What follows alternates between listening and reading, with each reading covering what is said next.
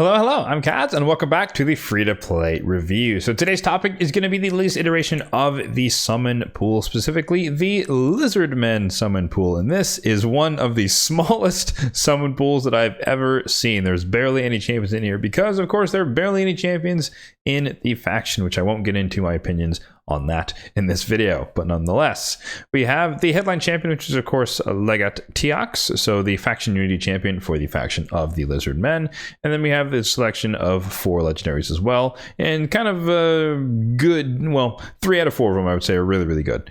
Python is one of the best supports in the game. Good force affinity tank, good for arena, good for PvP, good for PvE rather.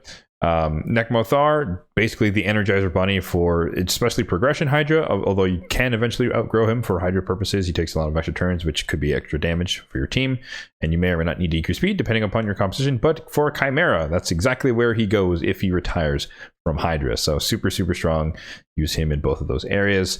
And then honorable mention to Kosk of the 2 skins, because he is a poison AoE champion here who has a chance, or who can activate poisons on his other abilities. So we kind of a poison detonator, poison placer champion, which would be really useful in this particular tournament that we'll get into in a second here. And then Amok is okay. He's meant to be some sort of Chimera trial guy with the leech and the pain link, decreased res and all that stuff. I think he's okay, but it only really matters if you really care about trials maxing and you're more of a manual demon when it comes to Chimera. So again, only 4 legendaries. So the pool is, or I guess if you're looking for one in particular, the odds are a lot better than usual that you might actually get that one. And of course, the headline champion has the highest odds across the entire board of popping out if you get a legendary at all. But most likely you're going to get an epic. So if we take a look at the epics here, once again, kind of half and half good, half bad. We've got, Aox in there, really strong for his passive. I know Geomancer Aox was a very popular team in Iron Twins for a while. Broodlord, I think he's underrated, but AoE chance to stun, he's really great. I love to use him in the Faction Wars as well as the Cursed City. Basilisk is well known for the AoE on the A1, so you can run him in a stun set and just kind of spam your A1s and get some stuns. Galapo, a former fusion epic, but he is a accessible reviver for the faction if you do need him. However, everyone can get Prodmoth for free, so you may or may not need him, but nonetheless, they can kind of run tandem or depend upon, niche situations. One might work better than the other. Venom Mage, we'll see her a little bit later as well, but a great support poison champion, poison activator partially on her A1. And then, yeah, I guess that's basically it for the good epics. So, as I always like to say, 6% chance to get a legendary, 94% chance to get an epic, i.e. the odds are substantially in favor of you walking away, especially if you only go for the air quotes free summon of getting an epic. So, do not be surprised if that is the outcome. But you never know, there is always a chance, 6% chance that you get a legendary, and then of that, 2% of it is going to be Tiox, and then the 4% is split equally, so 0.5% chance to get each of these respective legendaries. Now, in terms of the free summon, you can get it from participating in the tournament that's going on right now, and you can see I already have mine done because I have already finished it, but nonetheless I'm still going to show you the team that I ran. But this is the tournament Ice Golem with Lizardmen only, and oh boy was this more difficult than I wanted it to be. Not that it's hard to do, it's just hard to do it quickly, because this faction, as I hinted at earlier, is pretty barren for us low spender free to play people. But people with a lot of the better champions, shall we say, or the harder to get champions, they're probably cruising through this. But yeah, you can see I'm currently in first place. I don't know if that's going to hold, but we're in day 1, and I'm probably not going to try much harder than where I'm already at, aside from showing you guys the team. But if it's within contention, I might try to make sure I win. It's Ice Golem, which is always unpopular amongst most people. Most people are going to stop at the reward if they're going to do this at all, which is 2,100 points. So you can see I'm already at 2,400 points. Kind of overshot a little bit. But yeah, might be able to take first place. But yeah, Lizardmen, like I said, really relatively hard to do this quickly. It's possible, but you may or may not have the right champions. We'll discuss those later as well. On top of the fact that, once again, that it is an Ice Golem tournament, which is inherently much more unpopular in general. But as I always say, check your group to see if it is a relatively easy group, if people aren't going that ham, and you'd see if you can walk away with a top 4 place, getting yourself some Relentless gear, which is extremely hard to come by. Now let's jump into the dungeon itself and talk about the best stages to farm. Now, this is a circumstance where, depending upon the champions that you have on your account, you could venture into hard mode. If you have, like Sulfurion, for example, for the HP burn, he can basically solo duo, the like up and through hard mode stage 10. There are plenty of people who have done that in the past, so that can work. But if you don't have that guy, you're basically SOL in terms of he's the only HP burner in the entire faction. So AoE HP burner and activator in the faction. So without that, you're gonna have to probably downgrade down to normal mode, and there's no shame in that because that's exactly what I'm doing, or what I did as well. So if you're focusing on normal mode, stage 25 gives you the best quality gear. Stage 20 gives you is the most efficient stage in terms of points per energy spent. And then if you're really struggling to put a team together, then you could definitely drop down to stage 16 because it's Void Infinity. It's a little bit easier. However, caveat: the lower down you go, the much easier it is to trip the threshold over with the boss's HP thresholds, rather, because you do a lot more damage and he has a lot less health. So just be wary of that. You're also less likely to die because it's a lower stage and it's a lot easier, but ignoring 100% defense is ignoring 100% defense when both minions are up. So just be careful. If you bring a lot of heavier firepower into the lower stages, it's very, very easy to overshoot the damage and get counterattacked multiple times. So yeah, it's pretty straightforward here, but this is the team that I put together. It is just a trio. There's really not much to say about it. So Venomage is our AoE poison champion, partial poison activator. Then we have Python to make sure we don't die, and then we have Donnie to basically just to reset Venomage so that she can spam her poisons as much as possible. And I tried multiple iterations of this. We'll go ahead and get the run going here, just because we got to get that. It's a long run, unfortunately, but we'll go ahead and get it running. But yeah, I tried multiple different iterations of things yesterday on stream, and there was basically nothing that was faster. It's just really, like I said, the faction just does not have a lot of good champions. Well, that's not true. They have a lot of champions, but they're not all accessible like the good ones are. The nuker, there's barely any nukers. There's only like one maybe AoE decreased defense champion. I think is Vergamkar now after the buff. Now he's a little bit more reliable at it, which is great. We do love to see that. But yeah, I don't know. I've been complaining for a very, very long time about we need more DPS from Lizardmen. I'm still hoping that one of these fusions coming up sometime in the near term, ideally, there's going to be some beast of a Lizardman nuker. But yeah, ideally, I guess in this case, I would just, I put in my stripes. I did, I'm first place in my tournament. So maybe my reward for doing all this extra work will be that I will be fortunate enough to get a legendary, and that legendary will be Teox, and then I can finally stop complaining about not having a nuker in Lizardmen's. Doubt it, but you never know. We'll see. 6% chance. But yeah, or honestly, I would take Kosk as well, just because he'd be equally useful in this particular instance in terms of trying to run through some sort of dungeon. But yeah, so I tried, like I said, multiple iterations. I put Aox in the team to, for double poisoner, just like turn off his abilities, have him spam his A1. I put Nekmothar in the team to try and give us more turns relative to the enemies, and all of that just ate up more animation time. And it ended up being a slower run because more champions on the team, more champions taking turns, and most importantly, champions taking turns not dealing damage just eats up a bunch of time. And so I ended up just eventually stripping it all the way down to this trio team. So I started off, initially I was thinking I would just run Python Venomage, but I did find that throwing in the Donnie, just every once in a while he resets, and we can get back to back or nearly back to back AoE poisons and kind of go from there. But yeah, this is a very, very slow process. There's a lot of RNG involved, as we'll see once we get to the boss. But yeah, 2 minutes is pretty average for clearing the waves because we just there's no nuker here. I'd love to use one, but I just happen to not have the good ones. Predator was not free. I don't have like a Dracomorph. I don't have Shagor would be a beast. I guess we'll talk about all the good champions for this coming up later. But yeah, at least I don't have them on my account, so that's hard for me to build a really quick team that can kind of blitz through the waves and then get to the boss and do something different. But for now, this is the best I can do. So we got some poisons and some poison popping. So here we are at the boss. Pretty self-explanatory, but we're just gonna spam our poisons, and the boss is slowly but surely gonna die to the poisons. And unfortunately we're gonna waste all of our attacks on the minions. Of course, I could click the boss just to make this a little bit faster, but when you're running the run, you're not going to be able to click every single run, right? So I'm trying to keep it realistic as far as what you could expect if you were to run a team such as this. But basically, we're at the mercy of RNGesus. There we go. Some bad luck there.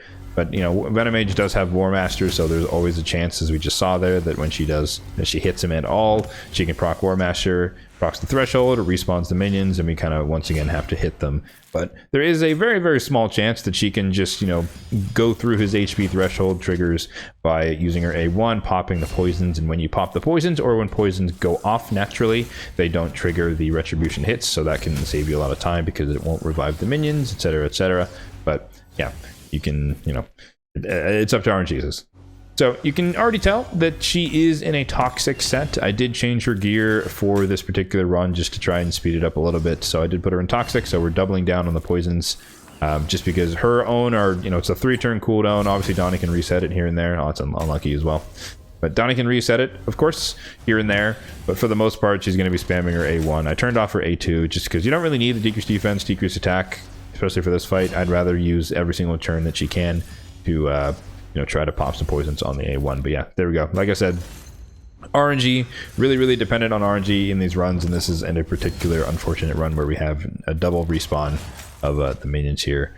I guess I'll mention a little bit more about Venomage's build in the meantime, but she is in Toxic and 2 pieces of Retaliation, so if you see her randomly counterattacking, that would be why, because it's 50% chance that she counterattacks. And same logic is that whenever we get hit by something, we can counterattack, potentially activate some poisons for free, but we didn't happen to get any of those this run. And every once in a while, sometimes that can trigger the passive inadvertently, and sometimes it can just trigger her A1s to hit through the threshold, and then we don't have to worry about things being respawned. So it just really depends. But yeah, 5 minutes is what we're looking at here. So again, this was a relatively bad RNG run. I've had better, but it's still usually somewhere between 3.5 to 5 minutes, which is pretty rough. But nonetheless, we got it done.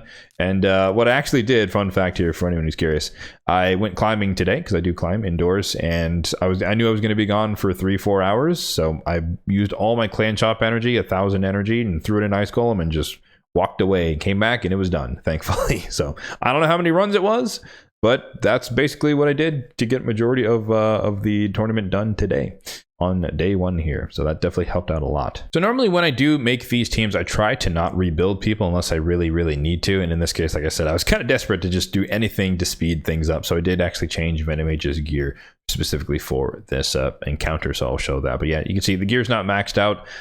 She's, you know, even if she does die, we have, well, Donnie's passive will keep her alive in most cases, and if she dies, Python will pick her back up, so she doesn't need to be fully tanky. It's stage 20. We're not really taking that much damage anyways, so it wasn't really worth wasting the silver. But like I said, her build is 2-piece Retaliation and 4-piece Toxic, again, to try and just make the run as fast as possible. Her normal build is just a bunch of Perception. She's optimized for Amius. Whenever I can use her in the rotation in the Cursed City, she is the primary go-to heal reduction champion outside of Morrigan, I guess, for Amius. But also, of course, in the Grim Forest, she's also in my deck of cards, or whatever, deck of champions, for uses heal reduction there as well. But yeah, total stats in this particular build: 54,000 on the HP, 4,000 on the defense, 248 on the speed. So, you know, 230 is basically where your 2-to-1 ratio for most things, most dungeon stages up to stage 20. 389 on the accuracy with this normal mode up to stage 20. So we really only need 250 plus, but lots of good gear in my account, so it just kind of adds up over time. But you don't necessarily need to be this fast and or this accurate. I did put an Arachnal Elixir on her. Again, it's just to try and boost the damage of the poisons, just so it does more damage and makes the run a little bit faster. That did help tiny bit. Obviously, she's not built with a bunch of attacks, so it's not scaling very well, but any percentage is better than the base percentage. Fully booked, of course, because she's an epic. Phantom Touch on the Blessing, which is more so if I happen to use her in some like Cursed City Fire Knight stage, I think is probably my thinking behind that. And like I said, she is mastered. Normally for epics who are kind of niche, I wouldn't have their masteries, but she used to be a staple of my Ice Golem team, my Demon Lord team way back in the day. So she is optimized for that, but offense tree all the way down to War Master, of course, support tree all the way down, standard debuff for stuff hogging the right hand side. But notably, I don't have Master Hexer because for Amius, her heal reduction is on a 3-turn duration, on a 3-turn cooldown, and because of how his mechanics work, if you have it last for 4 turns, he does the wrong thing when he's changing from Form 2 into Form 1, so be forewarned. If you do want to use her in that application, you do not actually want Master Hexer as a mastery. Next up, we have my Python, who's just in gear. He's kind of in arena flex mode at the moment, so untouchable, which is my proxy for Stone Skin, and divine speed, so he's a little bit on the faster side. But total stats here: 94,000 on the HP, 3,700 on the defense, 270 on the speed, and then 670-ish on the resistance. Tanky, high HP, high resistance. Pretty straightforward. Inferno Sphere is the relic on him just for extra resistance when he loses health. Fully booked, of course. Lightning Cage is the blessing to protect his buffs, either the one he starts with the block debuffs or the ones he places in the strength and whatnot if we need to revive people. And then for the masteries, kind of still unchanged from my PvE days when it used to be that, but they kind of work in both areas. But defense tree, support tree, he doesn't need to deal any damage. Unshakable for the extra resistance, all of the tankiness stuff on the defense tree, and then all of the healing stuff on the support tree. And last but not least, we have my anti-lockout Donatello build. So he is in Untouchable, again, my proxy for Stone Skin, and then 4-piece Chronophage, which I'm super happy to see is coming back soon from the newest iteration of the event dungeon. I'm happy, or looking forward rather, to farming some more and hoping to get some good, some better bottom pieces, but I digress. Total stats on my Donnie: 87,000 on the HP, 3,300 on the defense, 291 on the speed. So on the faster side, I do want him to respond relatively quickly if we get locked out in the arena. 840 on the resistance. There you go. Those are the main stats. Don't care about the rest of it. High HP, high speed, high resistance. On as far as the relic is concerned, he has one of my best Oculus Custodians.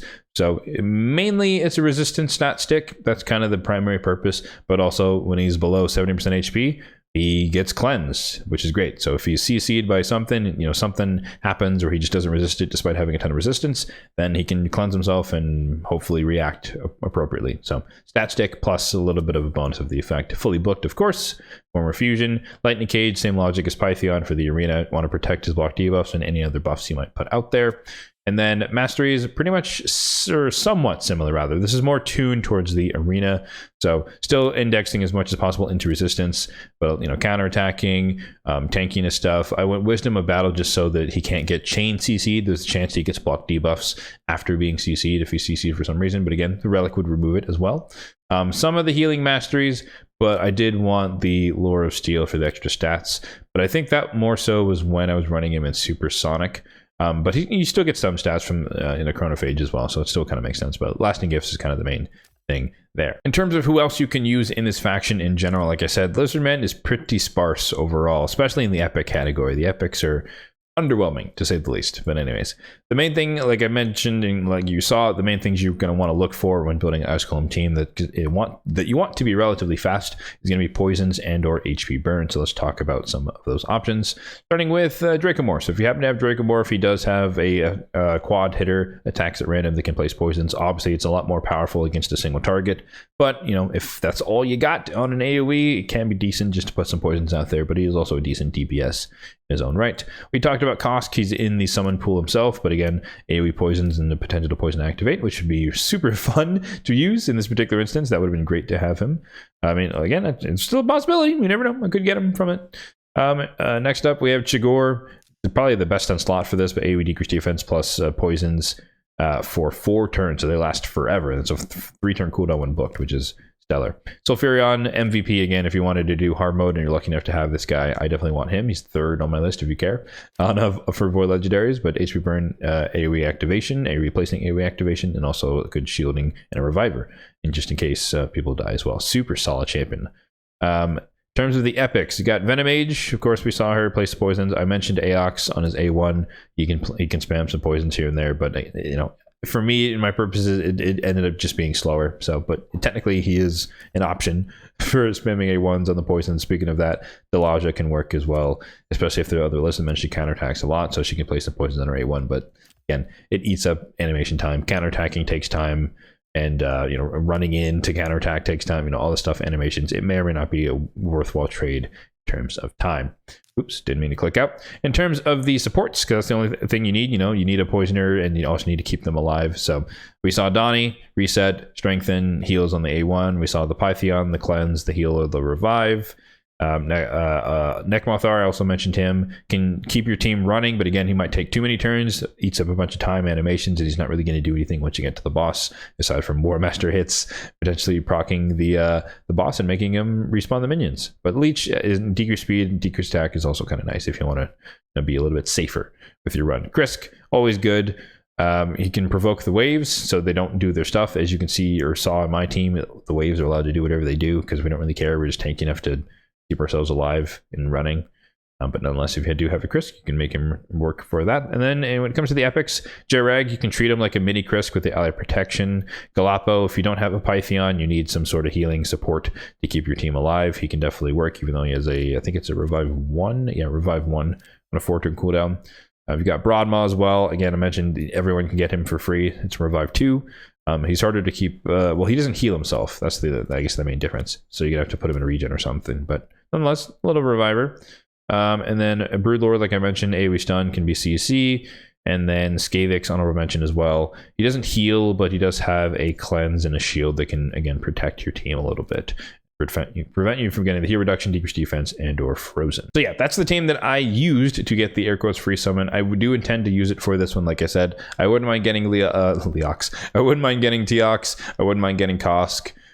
Getting a duplicate Necmo. I already have 2 Necmos. Getting a duplicate of Pythion would be okay. I guess it'd be a Faction Guardian, and then Amok would be new, but I wouldn't really be excited to use him. But you know, 3 out of the 4 legendaries, or 4 out of the 4 legendaries, 4 out of the 5 rather, legendaries would be good-ish on my account, useful in some way, shape, or form. I guess maybe not Necmo. 3 out of the 5 would be useful. So it feels worth it to have invested in this. Plus, I also just like doing challenge tournaments, as you guys will know if you're fans of the channel. But yeah, we'll see what happens. Let me know in the comment section down below what your thoughts are on this summon pool and this tournament. Do you care about the summon pool? Are you just saving your resources, waiting for the next fusion? Because Cowardly Lion does look pretty darn good, not gonna lie. In terms of, at least in my mind, in terms of Fire Knight utility, that's kind of where his main spiel is. But yeah, if you do happen to have a super fast team that's Lizardmen only, please put it in the comments, because I'm very curious what other people have come up with, because everything I tried was at least 4 minutes plus every single time. So I'm keen to see what the speedruns look like for those lucky people out there who have some more diverse champions in the Lizardmen faction. As always, if you did find this video helpful, then be sure to hit the like button down below. It really does help out the channel, and feel free to hit the subscribe button down below as well, if and only if you're enjoying the content overall on this channel for more content just like this one in the future. Thanks for watching, and have a good one.